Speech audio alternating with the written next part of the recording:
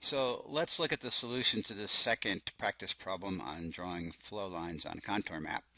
This map it's labeled the potentiometric surface of the upper Floridan aquifer in the Suwannee River Water Management District in 2009. So one of the questions is what kind of aquifer is that? And because this is a potentiometric surface, which is the same as the piezometric surface, you should know that this is the heads in a confined aquifer. So this is what you get when you have a confined aquifer, or an unconfined aquifer, we'd be looking at a water table map. So our task is to draw the flow path starting from the two red dots, which are actually on purpose pretty close to each other. So let's do the first one, which is going to be the easy one, the one here to the west, and we're just going to do what we did last time. We're going to draw this so that it crosses all these contours as close as we can at a right angle, and it's going to go take this groundwater almost directly to the coast. Well, directly to the coast. And there it is. That was super easy. How about the second one? The second one's actually quite a bit more tricky because it's really hard to see what's going on with the contours. But it starts out pretty simply. We're going to go from high head to low head. So somewhere in the middle here, it's head over 80. We're going to have to cross 80 to the east this time. We're going to go off like this. And immediately we're going to have to start curving this around. And here's where it's going to get interesting. We're going to cross the 40 contour here and then the 30. But notice what happens with the 30. Let me try to outline this here in yellow. The 30 foot contour here,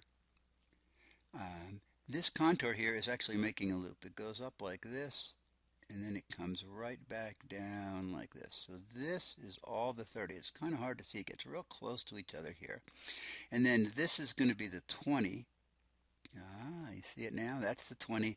And then finally and we don't, see the 10 is going to be way over. 10 actually is going to be right in here.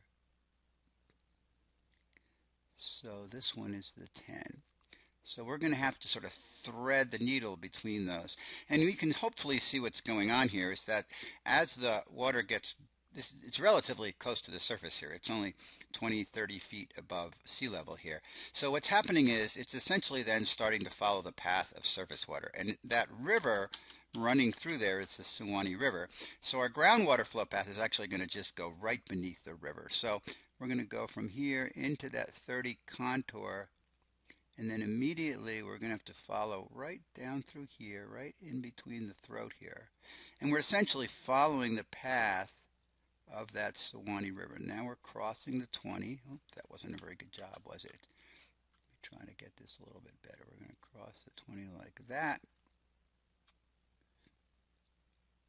And we're going to, again, follow the path of that river. And now when we get in here, we're going to have to pass the 10-foot contour to right angle and then almost immediately make a right turn in order to follow the river on the way out like that.